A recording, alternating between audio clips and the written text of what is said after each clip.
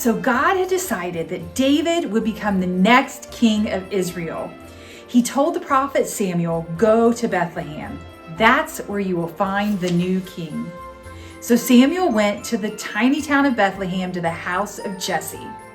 Jesse had 8 sons, but Jesse thought God would pick the next king based on who was the strongest, tallest, and bravest.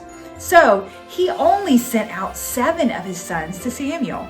After all, his youngest son was just a boy, and he wasn't strong or tall like the others. But God doesn't always pick the people we might think. And sure enough, God didn't choose the oldest son, or the next oldest, or even the next oldest. God chose the youngest son, who didn't look at all like a king. His name was David, and he was just a shepherd boy. I don't pick people the way that you do, God said. I'm not looking at how strong or tall David is.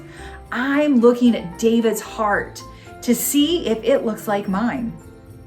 So Samuel, to everyone's surprise, poured oil on David's head, which was a special sign that David was God's chosen king.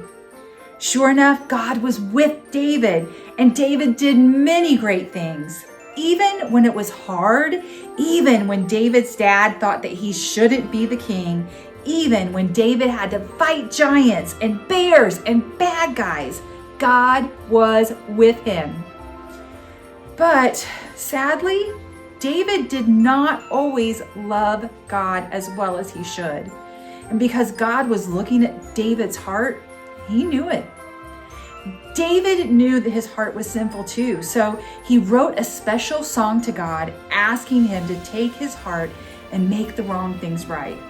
It went something like this: "But I know even now you can make my heart new. Forgive me for the wrong things I've done and heal those I've hurt. Make my heart clean, wash away all its dirt." And then David began to hope and pray that God would bring his people back to them someday.